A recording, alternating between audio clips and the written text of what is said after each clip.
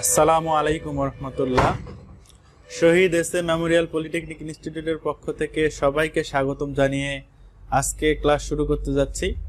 আজকে আমি তোমাদের সঙ্গে আছি মোহাম্মদ হারুনুর রশিদ। গত ক্লাসে আমরা সিরিজ সার্কিট, প্যারালাল সার্কিট নিয়ে আলোচনা করেছিলাম এবং ইলেকট্রিক্যাল সার্কিট নিয়ে আলোচনা করেছিলাম এবং আরেকটা বিষয় নিয়ে আলোচনা করেছিলাম যে একটা আদর্শ সার্কিটে কি কি উপাদান থাকে। যাই হোক, আজকে যারা তোমরা ক্লাসে জয়েন করতেছো তো তোমরা সবাই কেমন আছো? আলহামদুলিল্লাহ আমি ভালো আছি। তোমরা কেমন আছো সেটা কমেন্ট করো। আর আমরা আজকের ক্লাসে চলে যাওয়ার আগে তোমাদের কাছ থেকে একটা কুইজ টেস্টের মতো নিব। সেটা হচ্ছে, আমি একটা সার্কিট অলরেডি বোর্ডে অঙ্কন করে রেখেছি, দেখো। তো তোমাদেরকে বলতে হবে যে এটা কোন ধরনের সার্কিট। যেহেতু আমরা গত ক্লাসটা সিরিজ সার্কিট এবং প্যারালাল সার্কিট নিয়ে আলোচনা করেছিলাম, যে এই সার্কিটটা কি সিরিজ সার্কিট নাকি প্যারালাল সার্কিট, সেটা একটু তোমরা আমাকে কমেন্ট করে জানাও যে এটা কোন ধরনের সার্কিট। যারা লাইভে জয়েন করতেছো, আজকে আমরা সিরিজ সার্কিট এবং প্যারালাল সার্কিটের সমতুল্য রেজিস্ট্যান্স এবং কয়েকটা অঙ্ক সমাধান করব। তোমরা যারা ক্লাসে জয়েন করতেছো সবাই অবশ্যই খাতা কলম এবং ক্যালকুলেটর নিয়ে বসে পড়ো। আর অলরেডি তোমরা উত্তরগুলো দেওয়ার চেষ্টা করো, আমি তোমাদের উত্তরের অপেক্ষায় আছি। তোমাদের প্রশ্নটা ছিল, এটা কোন ধরনের সার্কিট? এই সার্কিটটা অঙ্কন করা আছে, এটা কোন ধরনের সার্কিট? এটা তোমরা একটু উত্তর, যারা পরে হয়তো বা জয়েন করতেছো প্রশ্নটা শুনতে পাওনি। আচ্ছা, উত্তরটা আমি বলে দিচ্ছি, সময় স্বল্পতার কারণে তোমাদের উত্তর নিচ্ছি না। এটা একটা সিরিজ সার্কিট, অর্থাৎ গত ক্লাসে আমরা আলোচনা করেছিলাম যে সিরিজ সার্কিটের কারেন্ট চলাচলের একটি মাত্র পথ থাকে। তো এই সার্কিটটাকে একটু দেখতে হিজিবিজি মনে হলেও এটা একটা series circuit, normal series circuit. দেখো, এখানে শুধুমাত্র কারেন্ট চলাচলের একটি মাত্র পথই আছে, অর্থাৎ এখান দিয়ে যদি কারেন্ট উৎপন্ন হয়, আমরা বলেছিলাম এটা হচ্ছে সোর্স, ভোল্টেজ সোর্স। এখান থেকে কারেন্ট উৎপন্ন হয়ে এদিক দিয়ে প্রবাহিত হয়ে, অর্থাৎ একটা মাত্র পথে প্রবাহিত হয়ে আবার ইন প্রান্তে অর্থাৎ সোর্সে চলে আসতেছে। অতএব এটা একটা সিরিজ সার্কিট। আচ্ছা, আমি একটা উত্তর দেখতে পাচ্ছি, সেটা হচ্ছে মাহমুদ হাসান। সে বলেছে প্যারালাল সার্কিট। আসলে তোমার উত্তরটি সঠিক হয়নি, তোমার চেষ্টা করার জন্য ধন্যবাদ। এটা একটা সিরিজ সার্কিট। আচ্ছা, আমরা আজকে আলোচনা করব সিরিজ সার্কিটের সমতুল্য রেজিস্ট্যান্স নিয়ে। আমরা গত ক্লাসে সিরিজ সার্কিট এবং প্যারালাল সার্কিট দুইটারই কয়েকটা বৈশিষ্ট্য দেখেছিলাম। দেখো, আমরা দেখেছিলাম যে সিরিজ সার্কিটের তিনটা বৈশিষ্ট্য।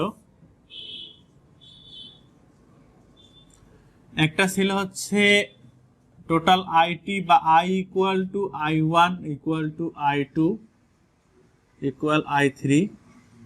আরেকটা ছিল V equal to V1 plus V2 plus V3, আর RT equal to R1 plus R2 plus R3। অর্থাৎ বলা ছিল যে সিরিজ সার্কিটের শাখাসমূহের মধ্য দিয়ে প্রবাহিত কারেন্ট মোট কারেন্টের সমান, শাখাসমূহের ভোল্টেজ ড্রপের যোগফল মোট ভোল্টেজের সমান, এবং আরেকটা বৈশিষ্ট্য ছিল সেটা হচ্ছে রেজিস্ট্যান্স দ্বয়ের যোগফল মোট রেজিস্ট্যান্সের সমান। এটা ছিল সিরিজ সার্কিটের বৈশিষ্ট্য। আরেকটা ছিল প্যারালাল সার্কিট, আমরা আলোচনা করেছিলাম।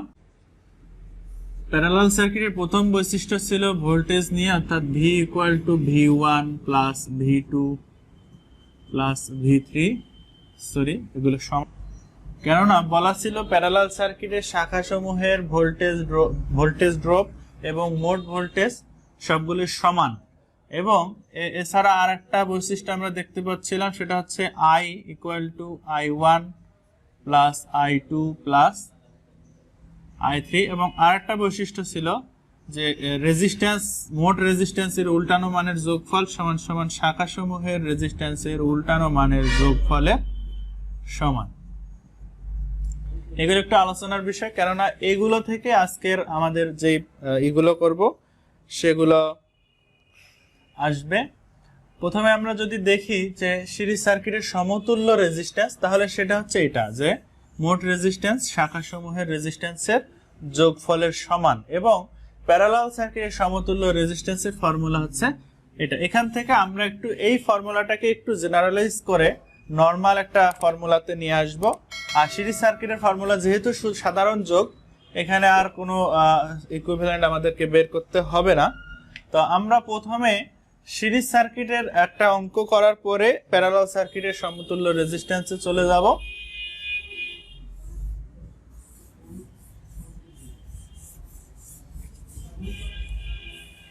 তাহলে সিরিজ সার্কিটের ফিগার ছিল যে প্রত্যেকটা রেজিস্ট্যান্স একটার পরে আর একটা সংযুক্ত থাকবে এরকম, R1 R2 R3 এভাবে আরো রেজিস্ট্যান্স একসাথে সংযুক্ত থাকতে পারে। যেহেতু এখানে কারেন্ট চলাচলের একটা মাত্র পথ, সেহেতু আমরা এটাকে বলতে পারি যে এটা একটা সিরিজ সার্কিট। তাহলে আমরা সিরিজ সার্কিটের সমতুল্য রেজিস্ট্যান্স জানলাম যে RT = R1 + R2 + R3। আচ্ছা, আমাদের অঙ্কটা সলভ করার আগে আর দুইটা সূত্র একটু জানতে হবে। সেটা হচ্ছে অলরেডি আমরা ভোল্টেজ, কারেন্ট এবং রেজিস্ট্যান্সের যে সম্পর্ক দেখেছিলাম, সেটা ছিল হচ্ছে V = I × R, অথবা এটাকে আমরা I = V/R এবং R = V/I। এটা যে কোনো একটা ফর্মুলা আমরা ব্যবহার করতে পারি। সবগুলোই হচ্ছে ভোল্টেজ, কারেন্ট এবং রেজিস্ট্যান্সের মধ্যবর্তী সম্পর্ক। তাহলে আমরা প্রথমে যদি একটা অঙ্ক সমাধান করি, তোমাদের বইয়ের উদাহরণ 1 একটা অঙ্ক দেয়া আছে। আমি একটু সার্কিটটা অঙ্কন করি। R1 10 and 8।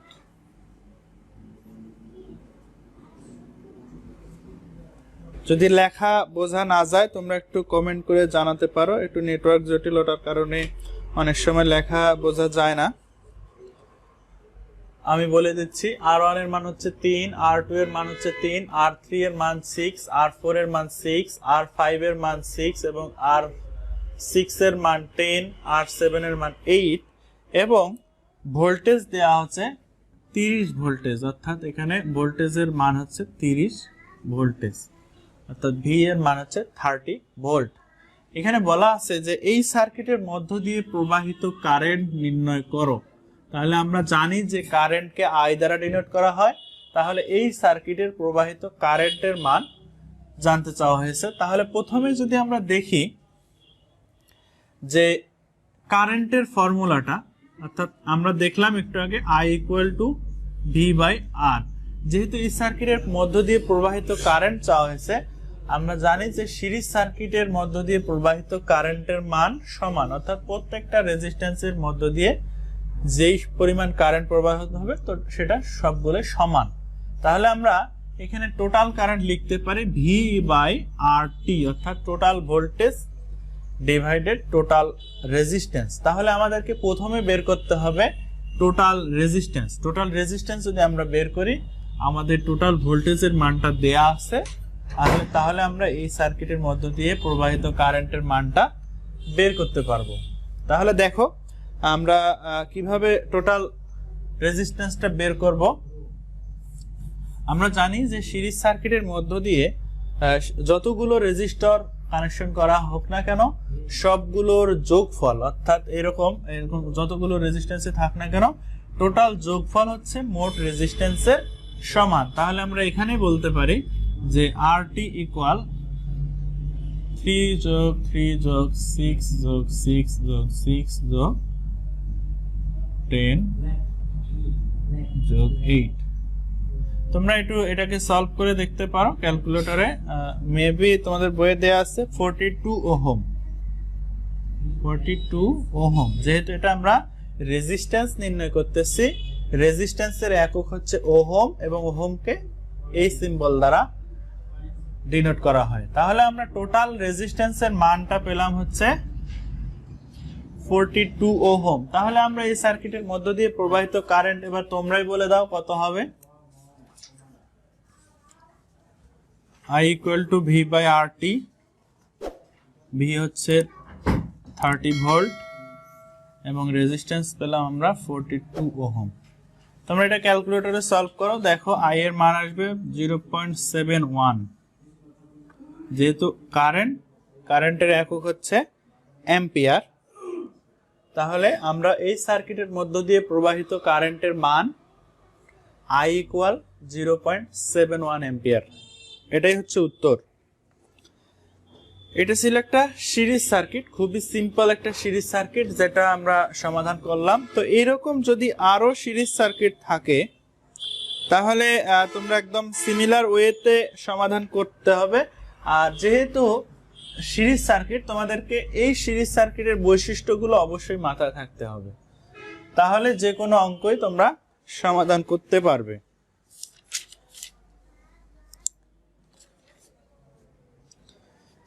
আচ্ছা, আমরা একটু অন্যরকম একটা অঙ্কে চলে যাই। এরকম সিম্পল একটা সিরিজ সার্কিটের অঙ্ক দেখি। বলা আছে একটি বৈদ্যুতিক মোটরের রেজিস্ট্যান্স 0.05 ওহম 200 ভোল্ট ডিসি সরবরাহের সাথে সংযুক্ত করা হলো। করলে চালানোর প্রারম্ভে যদি 150 অ্যাম্পিয়ার কারেন্টকে যদি 150 অ্যাম্পিয়ারের সীমাবদ্ধ রাখা হয় তবে কত মানের রেজিস্ট্যান্স সিরিজে সংযুক্ত করতে হবে। আমরা যদি অঙ্কটা একটু আমি ফিগার অঙ্কন করতেছি, তাতেই তোমরা বুঝে যাবে যেতে কি আছে।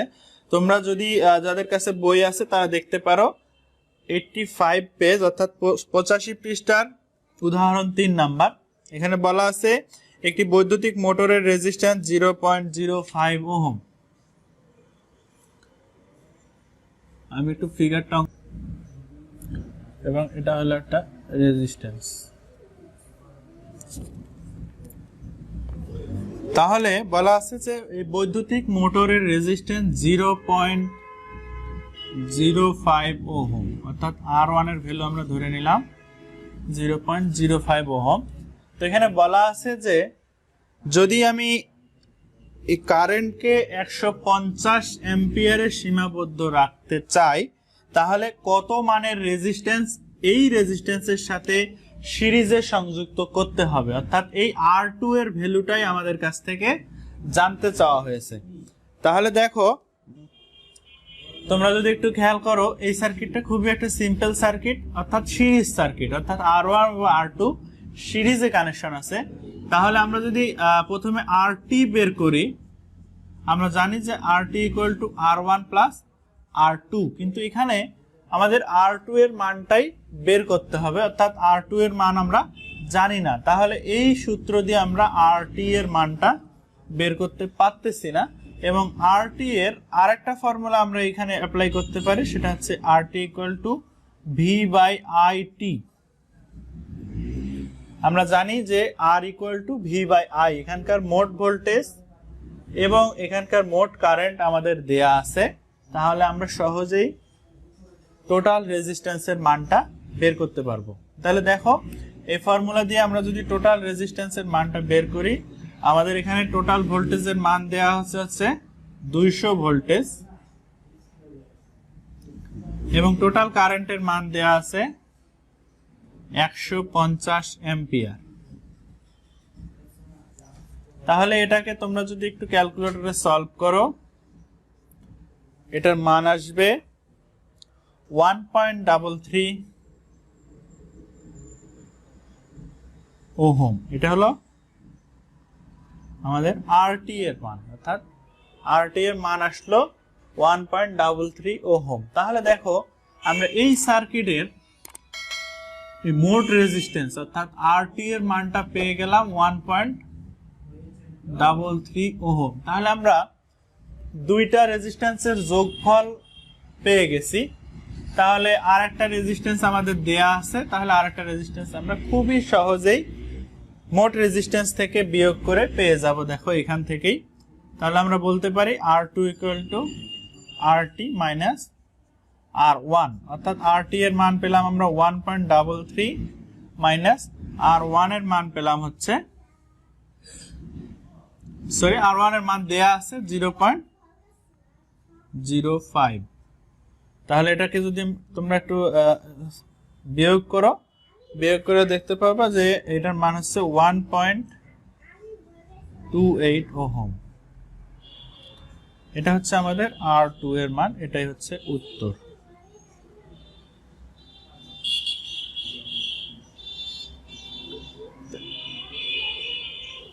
আমরা যদি আবার একটু খেয়াল করি প্রথম থেকে, আমি একটু বলে দিচ্ছি ওভারভিউ। এখানে বলা আছে যে একটা মোটর যার রেজিস্ট্যান্স 0.05 ওহম এবং এই মোটরকে 200 ভোল্টের সাথে সংযুক্ত করা হয়েছে এবং এর কারেন্ট যদি 150 অ্যাম্পিয়ারে সীমাবদ্ধ রাখতে হয় তাহলে কত মানের রেজিস্টরকে এর সাথে সিরিজে সংযুক্ত করতে হবে, তাহলে R2 এর মানটা আমাদের কাছ থেকে জানতে চাওয়া হয়েছে। এজন্য আমরা প্রথমে এই সার্কিটের যেহেতু মোট ভোল্টেজ এবং মোট কারেন্ট দেয়া আছে, তাহলে আমরা মোট ভোল্টেজ এবং মোট কারেন্টের ফর্মুলা থেকে অর্থাৎ R = V/I থেকে মোট রেজিস্ট্যান্সের মানটা বের করে নিব। এরপরে যেহেতু একটা রেজিস্ট্যান্সের মান দেয়া আছে এবং আমরা মোট রেজিস্ট্যান্সের মান পেয়ে গেলাম, তাহলে মোট রেজিস্ট্যান্সের মান থেকে যদি R1 এর মান বিয়োগ দেই তাহলে আমরা R2 এর মানটা পেয়ে যাব। এটাই ছিল মূলত এই অঙ্ক। এরপরে আমরা প্যারালাল সার্কিট নিয়ে আলোচনা করব।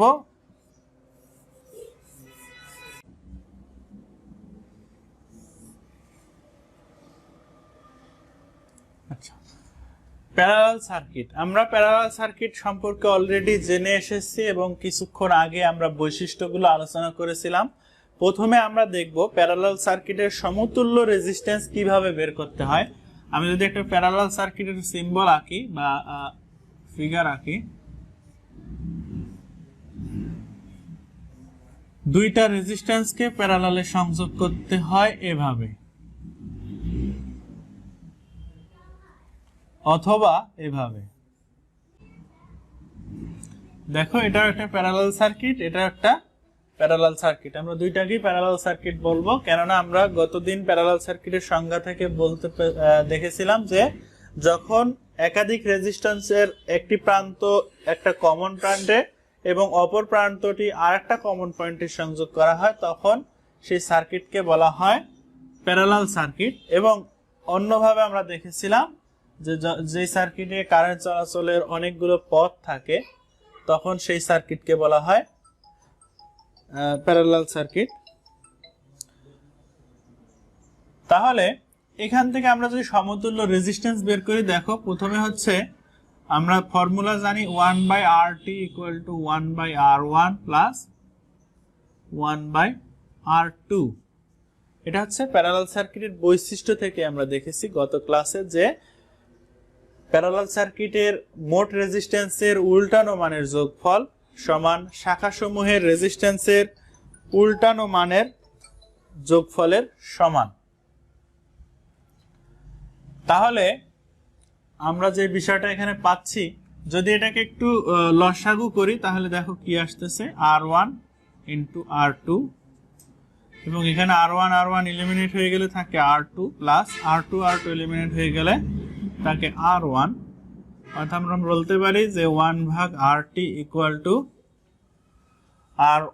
R1 + R2 / R2 + R2 × R1। এটাকে যদি আমরা একটু ঘুরিয়ে লিখি, অর্থাৎ এটা যেহেতু হরে আছে লবে নিয়ে যাই, তাহলে দেখো কি আসতেছে, RT = R1 × R2।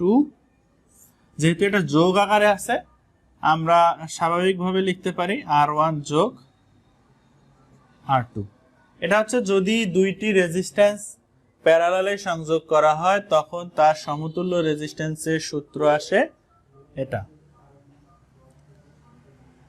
এখন যদি এই সার্কিটে বলা হয় যে তিনটি রেজিস্ট্যান্স প্যারালালে সংযোগ করা আছে, তো সেই ক্ষেত্রে কি হবে, এখানে আরেকটা রেজিস্ট্যান্স যুক্ত হবে এবং সেই অনুপাতে লসাগু করে লাস্টে আমাদের যে মান আসে সেটা আসবে।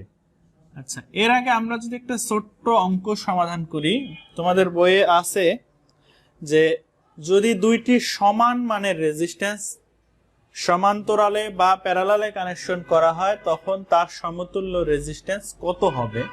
তাহলে এখান থেকে আমরা পেয়ে যাব, দেখো যদি R1 এর মানও হয় হচ্ছে R এবং R2 এর মানও হচ্ছে R, অর্থাৎ দুইটা সমান মানের রেজিস্ট্যান্সকে আমরা প্যারালালে সংযোগ করি, তাহলে এইখানে R1 এবং R2 দুইটার মানই হচ্ছে R। তাহলে আমরা বলতে পারি R × R ডিভাইডেড বাই আর যোগ আর, যেহেতু দুইটা সমান মানের রেজিস্ট্যান্স। তাহলে দেখো উপরে আসে হচ্ছে আর ইন্টু আর, নিচে হচ্ছে 2r, অর্থাৎ আর যোগ করলে 2r, এবং আর যদি আমরা এলিমিনেট করে দেই তাহলে আসতেছে হচ্ছে r ডিভাইডেড বাই 2, অর্থাৎ আমরা মোট আর অর্থাৎ total resistance RT equal to পেলাম হচ্ছে r বাই 2। তাহলে যদি দুইটি রেজিস্ট্যান্স একই মানের রেজিস্ট্যান্স প্যারালালে সংযোগ করা হয় তাহলে তার সমতুল্য রেজিস্ট্যান্স হবে r ডিভাইডেড 2। আর যদি তিনটি রেজিস্ট্যান্স সমান মানের প্যারালালে সংযোগ করা হয় সেক্ষেত্রেও তার তোমরা একটু সমাধান করে দেখতে পারো, সেটা আসবে হচ্ছে r বাই 3। ঠিক আছে, আচ্ছা আমরা একটু প্যারালাল সার্কিটের অঙ্ক সমাধান করতে চলে যাব এবার। আচ্ছা, সূত্র থেকে তোমরা একটা অঙ্ক আমাকে একটু সমাধান করে দিবে। বলা আছে যে একটা 10 ওহম মানের রেজিস্ট্যান্স এবং আরেকটা 5 ওহম মানের রেজিস্ট্যান্স প্যারালালে সংযোগ করা হলে এর মোট রেজিস্ট্যান্সের মান কত হবে? তাহলে আমরা ফর্মুলা থেকে যেটা দেখলাম যে দুইটা রেজিস্ট্যান্স প্যারালালে থাকলে উপরে R1 into R2 divided by নিচে হচ্ছে R1 যোগ R2। এটা আমরা সিম্পলিফাই করে সমতুল্য রেজিস্ট্যান্সের সূত্র কিন্তু এটা পেয়েছিলাম একটু আগে। তাহলে এখানে R1 এবং R2 এর ভ্যালুটা বসিয়ে একটু সমাধান করে দেখো কত আসে। এখানে R1 এর মান হচ্ছে 10 এবং R2 এর মান হচ্ছে 5, তাহলে নিচে হচ্ছে 10 যোগ 5, তাহলে আসতেছে 50 ভাগ 15। এটাই হচ্ছে টোটাল RT এর মান, অর্থাৎ এত ওহম। যদি প্রশ্নে বলা থাকে যে 10 ওহম এবং 5 ওহমের দুইটি রেজিস্ট্যান্সকে সমান্তরালে সংযোগ করলে এর সমতুল্য রেজিস্ট্যান্সের মান কত হবে, তাহলে এর সমতুল্য রেজিস্ট্যান্স হবে 50 ভাগ 15। তাহলে আমরা একটু তোমাদের বইয়ের অঙ্কে চলে যাই। তোমাদের বইয়ের উদাহরণ 6 নাম্বার তোমরা একটু বের করো। তোমাদের বইয়ের উদাহরণ 6 নম্বরে বলা আছে 120 ভোল্ট লাইনের আড়াআড়িতে 240, 600 এবং 400 ওহমের তিনটি রেজিস্টর প্যারালালে সংযুক্ত আছে। মোট কারেন্ট এবং সমতুল্য রেজিস্ট্যান্স নির্ণয় করো। তাহলে দেখো অঙ্কটা হচ্ছে 120 ভোল্ট লাইনের আড়াআড়িতে 240 ওহম, 600 ওহম এবং 400 ওহমের তিনটি রেজিস্টর প্যারালালে সংযুক্ত করা আছে। মোট কারেন্ট এবং সমতুল্য রেজিস্ট্যান্স বের করো। তাহলে আমরা যদি প্রথমে এই অঙ্কটা অনুযায়ী একটা ফিগার অঙ্কন করতে হবে তাহলে বুঝতে খুবই সহজ হবে। দেখো বলা আছে 240, 600 এবং 400 ওহমের তিনটি রেজিস্টর প্যারালালে সংযোগ করা আছে, অর্থাৎ আমরা বলতে পারি যে এভাবে প্যারালালে তিনটা রেজিস্টর সংযুক্ত করা আছে এবং 120 ভোল্ট লাইনের আড়াআড়িতে, অর্থাৎ আড়াআড়ি কথার অর্থই হচ্ছে প্যারালাল বা সমান্তরাল কথার অর্থও কিন্তু প্যারালাল কানেকশন। তাহলে বলতে পারি যে এখানে 120 ভোল্ট একটা লাইন আছে, সেই 120 ভোল্ট লাইনের সাথে প্যারালালে কানেকশন করা আছে। একটা রেজিস্ট্যান্সের মান হচ্ছে 240 ওহম, একটা রেজিস্ট্যান্সের মান হচ্ছে 600 ওহম এবং আরেকটা রেজিস্ট্যান্সের মান হচ্ছে 400 ওহম। তাহলে এখন বলা আছে যে মোট কারেন্ট, অর্থাৎ মোট কারেন্ট যদি আমরা বের করতে চাই তাহলে I এর মান বের করতে হবে এবং সমতুল্য রেজিস্ট্যান্স অর্থাৎ RT এর মান বের করতে হবে। তাহলে যদি আমরা একটু অঙ্কটাকে সলভ করি, আমি জায়গা নেই তাহলে একটু অঙ্কটা মুছে দিচ্ছি। প্রথমে যদি আমরা সমতুল্য রেজিস্ট্যান্স বের করি অর্থাৎ RT, তাহলে আমরা প্যারালাল সার্কিটের সূত্র থেকে জানি যে যদি প্যারালাল সার্কিটের বৈশিষ্ট্যতে ছিল যে 1 ভাগ RT ইকুয়াল টু 1 ভাগ R1 প্লাস 1 ভাগ R2 প্লাস 1/R3 এরকম যদি যতগুলো রেজিস্ট্যান্সকেই প্যারালালে সংযোগ করা হোক না কেন এরকম করে ফর্মুলা আসতেই থাকবে। তাহলে সেটাকে আমরা সিম্পলিফাই করেও করতে পারি বা সিম্পলিফাই না করেও করতে পারি।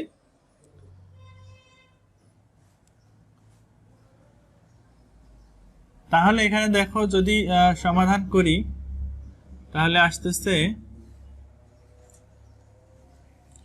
আচ্ছা সরাসরি সূত্র থেকে করি, যদি তিনটা রেজিস্ট্যান্স প্যারালালে কানেকশন করা হয় তাহলে আমরা এখান থেকে RT = 1/R1 এর মান হচ্ছে আমাকে 240, 1/R2 এর মান হচ্ছে 600 এবং R3 এর মান হচ্ছে 400। তাহলে আমরা বলতে পারি 1/400। এটা ছিল আমাদের ফর্মুলা। এখান থেকে তোমরা যদি এটাকে একটু সলভ করো তাহলে RT এর মান আসবে, তোমরা এটাকে লসাগু করার পরে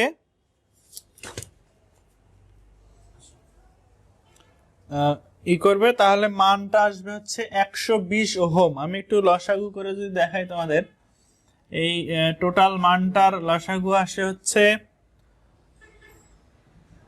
আচ্ছা তোমরা ক্যালকুলেটরে সলভ করবে, এটার মান আসে হচ্ছে 120 ওহম। আমি আরেকটা ওয়ে দেখাবো এটা অঙ্কটাকে একটু সহজে সমাধান করার জন্য। তাহলে আমরা এই সমতুল্য রেজিস্ট্যান্স পেলাম হচ্ছে 120 ওহম এবং তাহলে আমরা মোট কারেন্ট ইকুয়াল টু বলতে পারি I = V/R। তাহলে এখানে V এর মান হচ্ছে 120 এবং R এর মান আমরা পেয়ে গেছি 120। তাহলে I এর মান হচ্ছে আমাদের 1 অ্যাম্পিয়ার।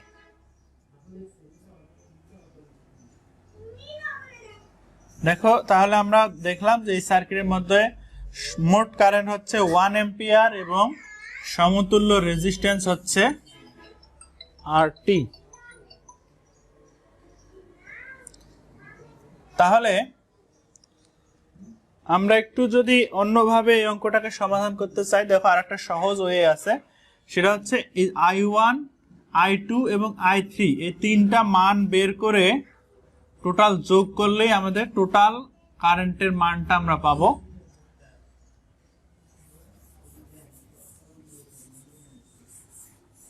আমরা প্যারালাল সার্কিটের বৈশিষ্ট্য থেকে দেখেছিলাম যে I1 যোগ I2 যোগ I3 = I, অর্থাৎ মোট কারেন্ট শাখা সমূহের কারেন্টের যোগফলের সমান। এটা আরেকটা ইজিয়েস্ট ওয়ে, ওই একই অঙ্ক আমরা সমাধান করতেছি।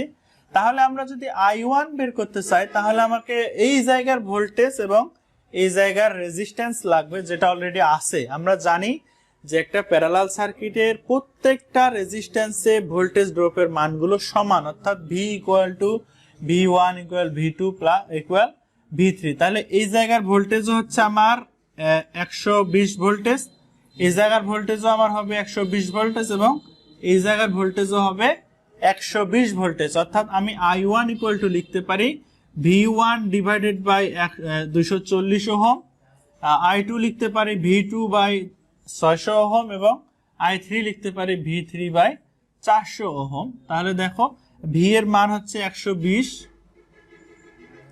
তাহলে 120/240 যোগ 120/600 যোগ 120/400। আচ্ছা এগুলো হচ্ছে, এটা হচ্ছে V এর মান, এটা হচ্ছে R এর মান। অর্থাৎ I1 = হবে আমার V1/R1, অর্থাৎ V1 এর মান হচ্ছে আমার 120 এবং R1 এর মান হচ্ছে 240। তো সেম ভাবে এটা হচ্ছে V2 এর মান, এটা হচ্ছে R2 এর মান এবং সিমিলারলি এটা হচ্ছে V3 এর মান, এটা হচ্ছে R3 এর মান। দেখো তাহলে এটাকে যদি তোমরা সলভ করো, তোমাদের ক্যালকুলেটরে সলভ করে দেখো, এটার মান আসবে, টোটাল কারেন্টের মানটা আসবে হচ্ছে 120/400। এরকম না, এটা হচ্ছে তোমার আসবে হচ্ছে I1 এর মান আসবে 0.5, I2 এর মান হচ্ছে 0.2 এবং I3 এর মান আসবে হচ্ছে 0.3, অর্থাৎ টোটাল যোগ করে একটা মান আসবে, এটা হচ্ছে 0.5 যোগ 0.3 যোগ 0. এটা 2। তোমরা একটু ক্যালকুলেটরে সলভ করে দেখো, যেহেতু আমি ক্যালকুলেটরে সলভ করতেছি না, সরাসরি বই থেকে লিখতেছি। তাহলে এই তিনটা যোগ করার পরে এর মান আসে হচ্ছে 1 এম্পিয়ার, অর্থাৎ আই এর মান পেলাম আমরা 1 এম্পিয়ার। তাহলে আমার আরটি এর মান আমরা জানি, আরটি এর ফর্মুলা হচ্ছে ভি বাই আই। তাহলে ভি হচ্ছে আমাদের দেয়া ছিল হচ্ছে 120 ভোল্টেজ, তাহলে আমরা বলতে পারি 120 ডিভাইডেড বাই 1। তাহলে আরটি এর মানটা হচ্ছে আমাদের 120 ওহম। এভাবেও তোমরা এই অঙ্কটাকে সমাধান করতে পারো। তোমাদের কাছে একটু কঠিন লাগতে পারে, তোমাদের যার কাছে যেভাবে সহজ মনে হয় সেভাবেই তোমরা সলভ করবে, দুইভাবেই আমরা সমাধান করতে পারবো। তাহলে এটা ছিল মোটামুটি একটা ইজিয়েস্ট ওয়ে, যেহেতু প্রথমে আমরা কারেন্টটা খুব সহজে অল্প ক্যালকুলেশনের মাধ্যমে পেয়ে যাচ্ছি, আর রেজিস্ট্যান্সের মান তো শুধুমাত্র ফর্মুলা ব্যবহার করেই পেয়ে যাচ্ছি। ঠিক আছে, এই ছিল মোটামুটি আজকের তোমাদের ক্লাস। আমরা আরো কয়েকটা প্যারালাল সার্কিটের অঙ্ক সমাধান করার কথা ছিল, যেটা সময় স্বল্পতার কারণে আমরা পারলাম না। পরবর্তী ক্লাসে আমরা মিশ্র সার্কিট নিয়ে আলোচনা করব। যেহেতু মিশ্র সার্কিট সিরিজ এবং প্যারালাল সার্কিটের মধ্যে কম্বিনেশন, তো অবশ্যই তোমাদেরকে সিরিজ সার্কিটের ক্যালকুলেশন এবং প্যারালাল সার্কিটের ক্যালকুলেশনগুলো খুব ভালোভাবে জানতে হবে। এজন্য আজকের ক্লাসটা যারা লাইভে ছিলা তারা আবার একবার দেখতে পারো যদি বুঝতে অসুবিধা হয়, আর যারা এখনো আসো নাই তারা আবার এই ক্লাসটা অবশ্যই তোমরা দেখে পরবর্তী ক্লাসে অংশগ্রহণ করবে, এই আশা ব্যক্ত করছি। আর পরবর্তী ক্লাসে আমরা আলোচনা করব মিশ্র সার্কিটের কিছু সমাধান নিয়ে। তো সবশেষে শহীদ এসএম মেমোরিয়াল পলিটেকনিক ইনস্টিটিউটের পক্ষ থেকে সবাইকে ধন্যবাদ জানিয়ে আজকের ক্লাস এখানেই শেষ করছি। আল্লাহ হাফেজ।